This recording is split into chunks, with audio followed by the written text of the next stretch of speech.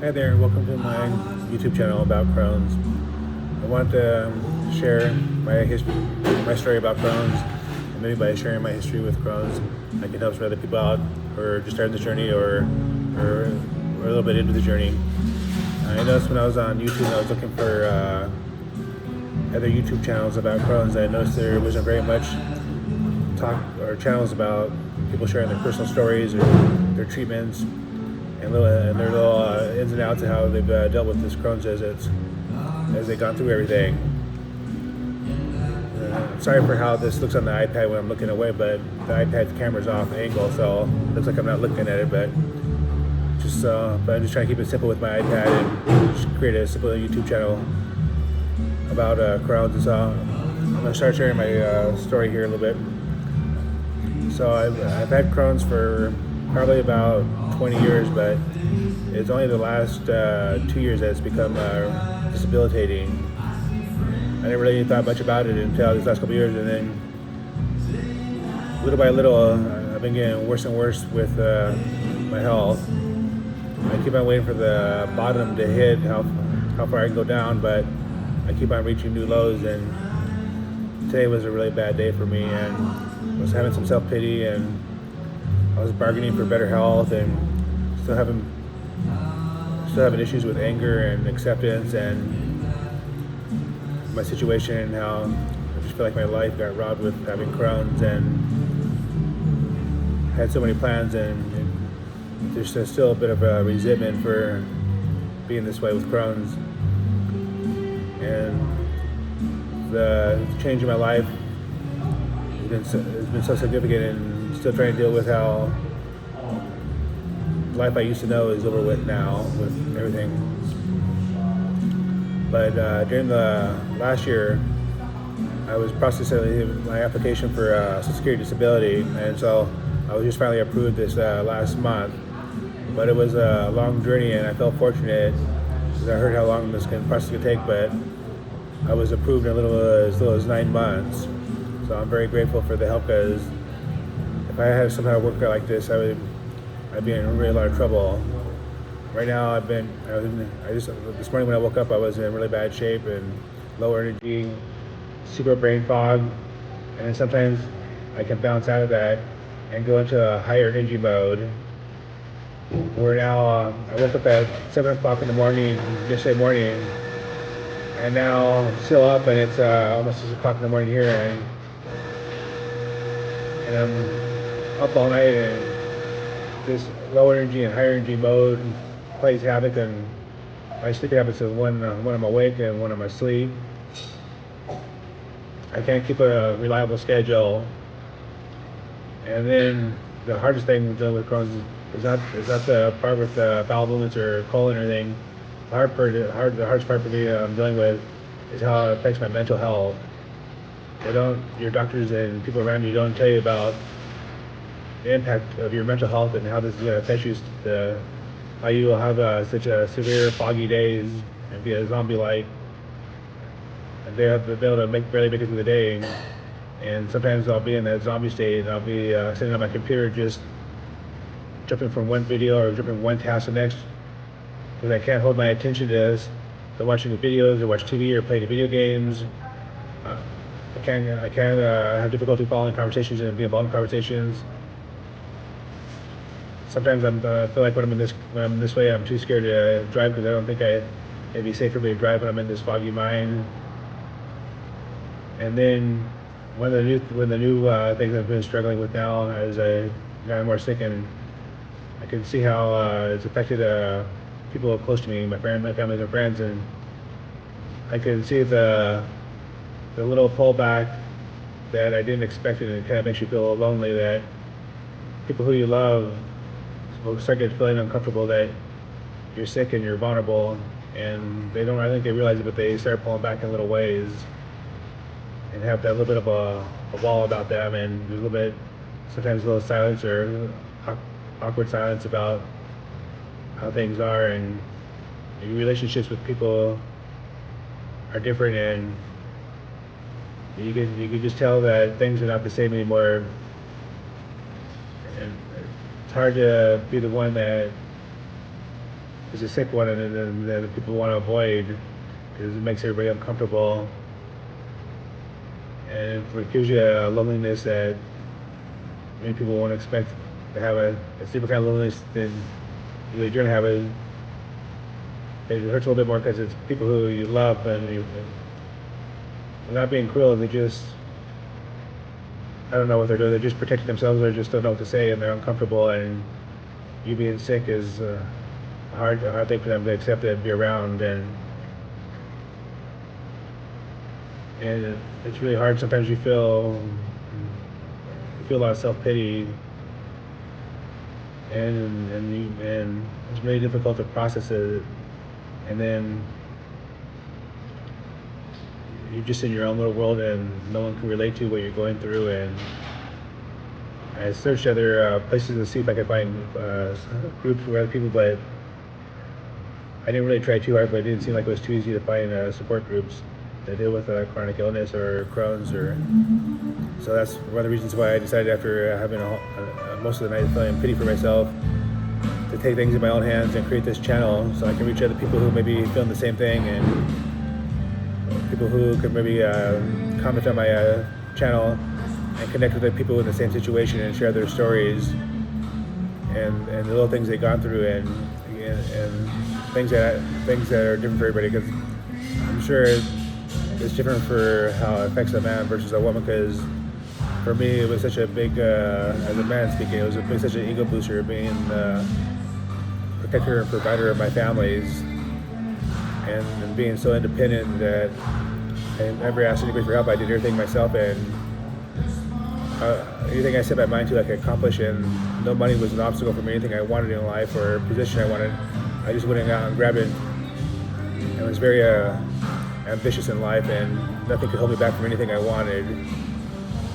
And now that I'm able to be a provider and protector, and there's a big swallow of pride to lose my identity of being that person, and now just being on disability with that money and just kind of existing is not the life that I imagined for myself. I thought I was going to be working into my 70s, and my dream was to retire in the Philippines and live the high life and live a margaritas on the beach and live in a tropical paradise and all that stuff, and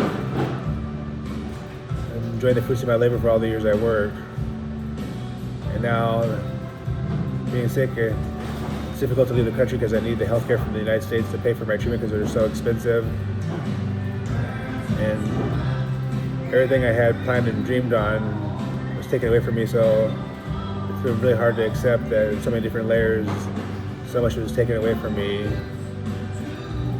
And I'm still trying to come to terms with it.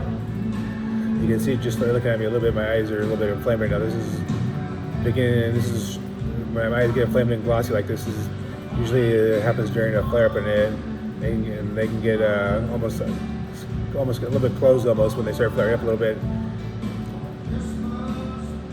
But that's my first warning signs of a flare coming, is my eyes getting glossy and puffy. So I know I'm going into a down cycle when this happens, and so I'm bracing myself for when I eventually go to sleep tonight that I'm gonna wake up in a down cycle and be really low energy and brain fog, and not able to function again. It just goes in cycles, and I never know day to day what the next day is going to bring, and I can't promise anything tomorrow to anybody. I have to take every day on a come as you go basis when I wake up and see where I'm at.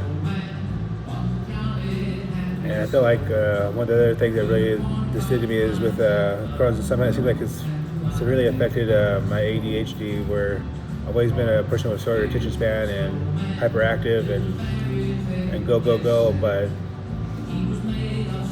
the part with the attention and focus just took the ADHD and put it on steroids, and I have really difficulty with concentration and focus more than I ever had in my life, and it robbed me of my number one asset is my mind. My mind was my number one asset in life. First, I always been, that's how I got ahead for everything. I was lucky enough to be born with above average IQ, not super intelligent, just above average. But it got me in a lot of trouble, and I thought my way out of a lot of things. And being a little autistic, it was my analytical way of thinking is how saved me and helped me make all the money I made in life. But now with this Crohn's disease, it's taken my number one asset away, my ability to think and be analytical and plan, where I'm to have difficulty planning from point A to point B and be focused and then have the confidence to know when I plan from point A to point B that my plan was actually a good plan and it was accurate and there was no problems with it. I can't be confident in my decisions when I do things, and everything it does, it makes me do is I make important decisions spontaneously now. I don't think things through, and I've been making a lot more mistakes with my decisions about things because I'm not doing the critical thinking that's necessary when I think things. I don't think things all the way through, and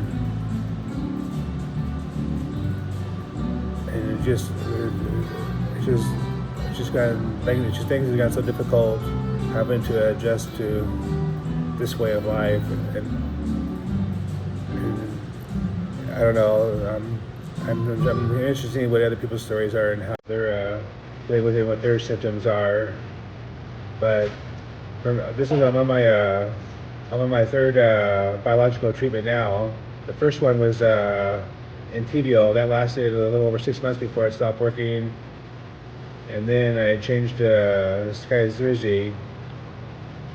That didn't work very long at all. It only worked maybe 3 months, and then within 6 months I was off that. And now I'm on, what's it called? Let me look at it right now so see if I can pronounce it.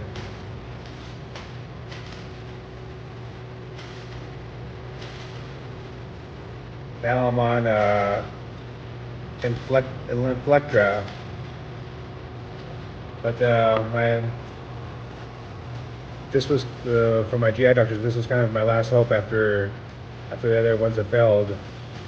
And unlike the other infusions I had, they only were an hour long. This one was 2.5 hours long, and I think they put up the 5 IV bags of that solution from the infusion in me.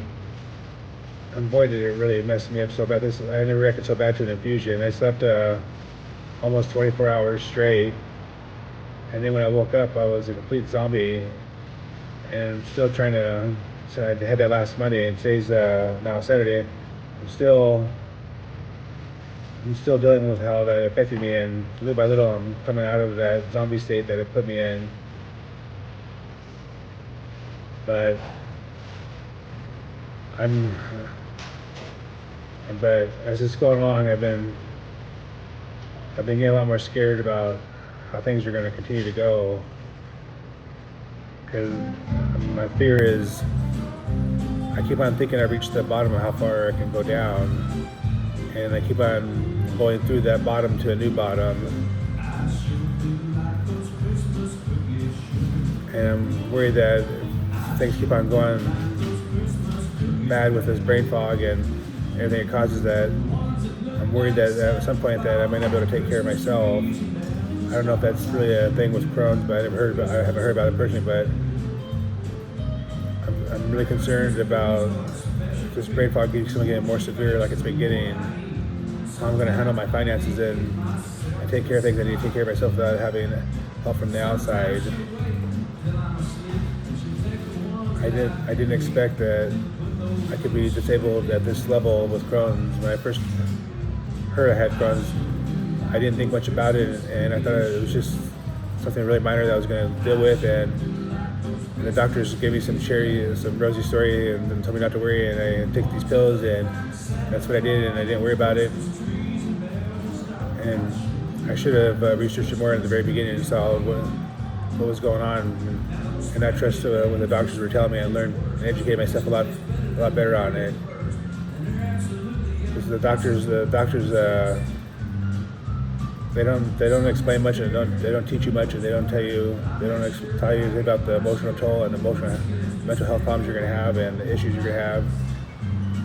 In fact, during the process of when I had Crohn's, my GI doctor was very dismissive about how bad I was disabled and how bad things were for me.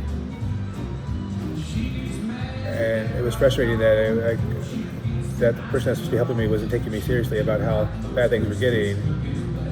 But luckily, my primary doctor, the Ukrainian doctor, she's my lifesaver. She was a great doctor to me, and she helped take care of me when other people in the medical field weren't taking me seriously about how bad things were. And she was a big ally for me, helping me navigate through this. But it's been my experience with the doctors so far that most of the good doctors are foreigners. Most of the American doctors are pretty crappy doctors. They just kind of see you as a number and get in and out, and you're just a number to them, and no compassion, no care. Whereas when I dealt with foreign doctors, there was a level of compassion and sympathy or empathy for your situation, and they seem to be more knowledgeable and care about your condition. It sounds pretty sad that foreign doctors should be better than American-made doctors, but that's just been my experience. I don't know if that's my friend who has autoimmune disease from the Persian Gulf War. He mentioned the same thing, his experience with foreign doctors being better than American doctors as well. It's one of those little oddities, I guess. That I wonder if anybody out there has had the same experiences when they've been dealing with Crohn's or any other autoimmune disease or illness that affects them this way. If they had better luck with foreign doctors better than American doctors, but it's just been my experience. And then what else I want to cover? Biggest hard part I'm really struggling now is my relationships with people. I've really become insecure, especially with being autistic, and relationships and social things are not my strength. And my weakness is turned in kryptonite, because now what I was weak in, I'm severely weak in. As I can't think clearly, it's much more easier for me to make social mistakes and make mistakes. And sometimes, with being autistic, it's easy for me to share too much and be too open. I've been trying to stop myself from doing that, but I can't help sometimes just being honest and authentic of who I am. And even though it's socially taboo to be that honest and that bold and that blunt with people, but most people are uncomfortable with that level of candor in life. So it's a struggle for me with this. And so another thing I've noticed too with going through this Crohn's this last 2 years, the things for my mental health wise that came back to surface and come back to bite me over the years that I buried all my life really resurfaced as I was struggling mentally with Crohn's, because I had a lot of trauma as a childhood, and all that childhood trauma that I buried and ignored all my life kind of came back to surface itself. I had to learn how to take time to deal with it and acknowledge it and try to heal from it. And it's something that I thought I had buried and pushed away and forgotten about it, but I'm just realizing as I'm going through this process that it was never buried and hidden. It's always been there. It's always been shaping my life. And I really believe it's my opinion. I don't know if it's not medically a fact, but I really believe the earlyhood childhood trauma and the stress and anxiety as a child, and being scared and insecure as a kid, contributed to the Crohn's, being in that state for such a long time, and having no sense of escape or freedom. It really traumatized me dealing with that, and I'm still having to come to terms with that now. And it's just, this disease has kind of opened so many cans of worms of things that I totally ignored and pushed back, and everything kind of surfaced with this. I really learned a lot about myself in these last 2 years, and learned a lot about the importance of family and friends. That when I was all the years before I got Crohn's, I was a workaholic. I pushed myself as hard as I could to the edge. I worked as many hours. I was very I would. It was a challenge to see how many hours I could work. If I could break the record for how much money I made this week and push it, and keep on pushing every week to a new record for higher and higher income, and kept on pushing myself harder and harder every time to go even further. I was at the peak. I was working 2 and 3 jobs, even when I really only needed one job to survive. But I was so ambitious to make all the money I could possibly make, and push myself as hard as I could possibly push myself. And maybe in that part I contribute to the decline of my health. But I've always been really, I've really always been independent and ambitious all my life. And I'm just really struggling hard. That a lot of who I was, my identity, was lost with this disease. It's disappointing, and so I'm still coming to terms with it. And now I'm 55 years old. I'm trying to start life over in a new way, and where my work life is not my identity.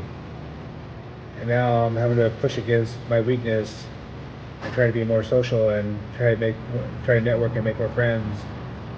But I've been trying to avoid that most of my life and just bury myself in work, because I use work to hide my autism and my social weakness. I hid it with how many hours, how much I worked, and I built my worth, my personal worth, on how much money I made and how hard I worked. And now that's all upside down, and now I'm trying to find new meaning, new purpose in life, and I'm struggling to find what's going to make me happy in this new state, in this new me. All the things I really thought I was going to enjoy, being on disability and basically being retired, never really worked out the way I had hoped or what I thought it was going to be like. I thought I was going to have all this great time to play all the video games I always wish I had time to play. Throughout the years I worked, I got carried away and bought so many games, and excuse me. Excuse me. But the sad truth is, even with all these games I thought I was going to enjoy and play and get carried away with, I really don't have the focus and attention to enjoy the games I thought I was going to enjoy. And I really thought I was going to enjoy getting into TV, but I can't relax and I focus on watching TV programs and everything I thought that was going to entertain me and scratch that itch of things I always want to do if I had the free time. It's not working like I work out like I have planned it to work out. I thought everything was going to be so great being retired, but I would trade it all over again to be healthy again and be a workaholic and go back to my old ways and have good paid jobs and make all that money and buy all my toys and go on big vacations, and then be living on disability like this.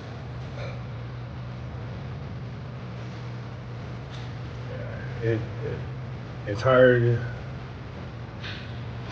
trying to find my meaning and purpose now, being retired on disability. I didn't when I was fighting to get on disability, I didn't think or plan what it was going to be like on the backside if I got approved, and what I was going to do with my life after. And I wasn't really ready for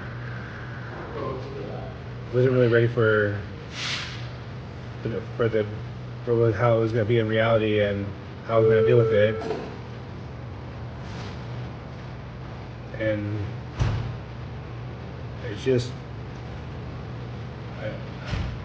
I wish I would have known more about a lot of things. I wish I would have had a network of people who I could talk to who experience this, and this is what I'm hoping my channel can do, is help bring other people together and share their stories and reach wide people. And I'm going to try to keep on coming up with new content every 2 or 3 days and with different issues. I want to talk about I want to talk about the other videos about the disability process I went through and how I used AI instead of a lawyer, and how I did everything on my own, and AI has been a big friend of mine, big friend of mine for helping me get a disability and talk to the doctors in ways that it speaks their language.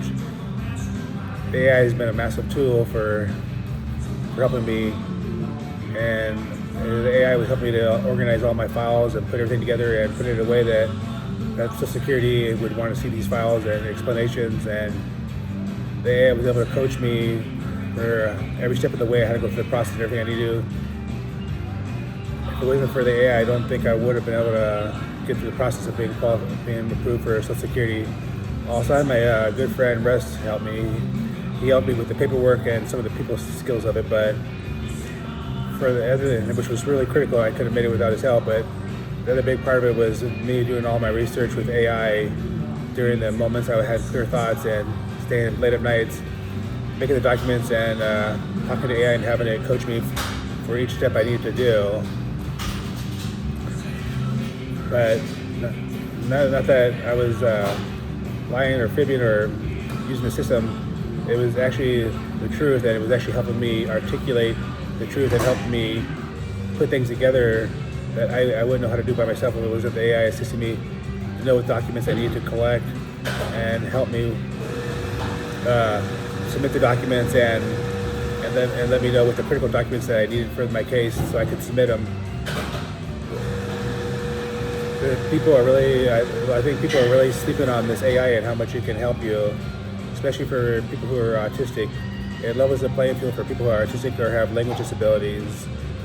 And you can use the AI to communicate to HR, your jobs or whatever, and have the AI write you emails and put you on a level playing field and make you sound professional. There's a lot of benefit to AI in the workforce for people who are autistic, and it's a big level playing field.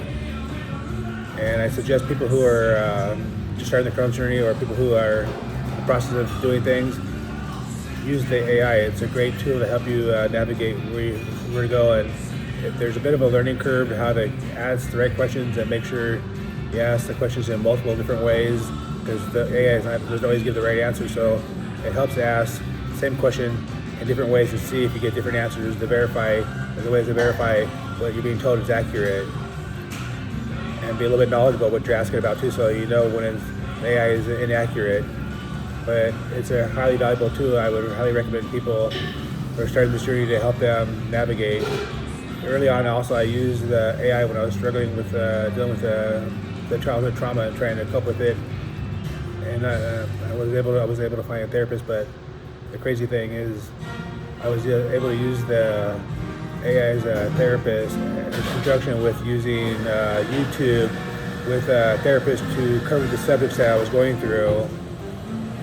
And I felt like with using the AI and the YouTube channels with the psychiatrists and psychologists, I was able to really wrap my mind around everything about my childhood and be able to accept and forgive everybody. And I think I've been able to get a lot better about putting things behind me and not dwell on it, and accept that part of my life and accept how it made me who I am today, and how it's made me strong and independent. But I have to acknowledge that part of my life.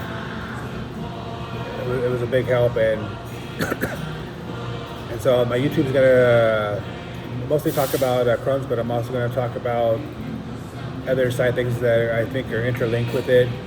And I'm hoping that talking about all these issues, it's going to resonate with somebody out there, and it's going to be able to help somebody and reach somebody and help them to make a difference for people out there who are kind of lost and don't know where to go. And maybe me talking about this gives you ideas or gives you clues, and maybe you can leave comments in the comments and sections about things that you'd like me to talk about, and I can cover them and share more about what's going on and give my input and let people know they're not alone in this journey, and try to create a channel that's about people and emotions and relationships, and talks about issues that are difficult to find on YouTube about this subject.